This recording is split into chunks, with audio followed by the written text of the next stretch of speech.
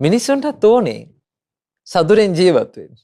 තේරෙනවද? ශෝකයක් ආපුවා මේක නැති කරගන්න ඒක අයින් කරගන්න තමයි මිනිස්සු try කරන්නේ ගොඩක් වෙලාවට. එහෙම නැද්ද?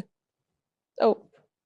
ප්‍රශ්නයක් ආපු වෙලාවට අපි ප්‍රශ්නේ විසඳන්නනේ අපි ප්‍රශ්නේ ජීවිතේ අයින් කරන්නනේ උත්සාහ කරන්නේ.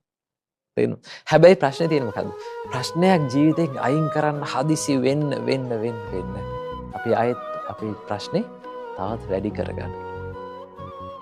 ඒක හිමීට කරන්න ඕනේ දෙයක්. තේරෙනවද?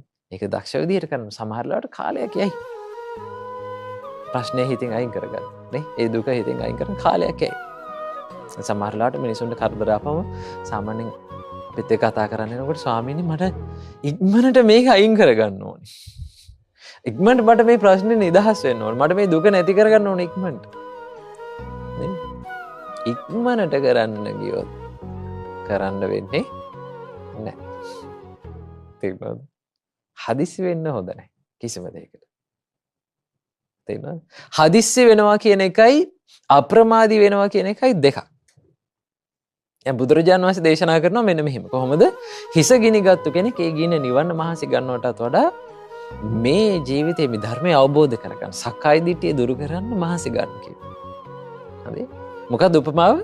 හිස ගිනිගත්තු කෙනෙක් ඒ ගින්න නිවන්න මහන්සි ගන්නවටත් වඩා. දැන් අපි ඕක කියවහම අපි තේරුම් ගන්නේ ඕකට ඉක්මනට හදිස්සි වෙන්න ඕනේ කියලා. හොඳයි? බලන්න බුදුරජාණන් වහන්සේ ගත්ත උපමාවේ තියෙන සුන්දරත්වය. හිස ගිනිගත්තු කෙනෙක් ඒ ගින්න නිවන්න මහන්සි ගන්න. කොණ්ඩේට ගිනි ඇරුණාම හදිස්සි වුණොත් මොකද වෙන්නේ? හදිස්සි වෙච්ච කෙනා කරන පළවෙනි දේ මොකද්ද? හදිස්සි වෙච්ච මනුස්සය ඉස්ලාම් කරන්නේ දුවන එක.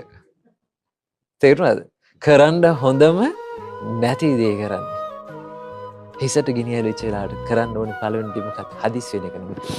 සිහිය උපදවා ගන්න. මම මොකද්ද දැන් ඊළඟට කරන්න ඕනේ? කරන්න හොඳ දේ මොකද්ද? මේ ගින්න නිවෙන්නේ කොයි විදිහටද කියලා කල්පනා කරනවා. අන්න ඒ කෙනා තමයි එක්ක බිම පෙරලෙන එක වෙන්න පුළුවන්. ගෝණියක් හරි මොකක් හරි දෙයක් ඇඟට දාගන්න එක වෙන්න පුළුවන්. නේ? ඒකට උසාහ. කලබල වුණොත් මොකද වෙන්නේ? ගින්න වැඩි වෙනවා. තේරුණාද? ජීවිතේ ප්‍රශ්න, කරදර, ශෝකය, ඒ දේවල් ඉක්මනින් දුර වෙන්නේ නැහැ. හිමීට දුර වෙන්නේ. තේරුණාද? කාලයක් යනවා. ඒක හරියට තුවාලයක් සුව වෙනවා වගේ.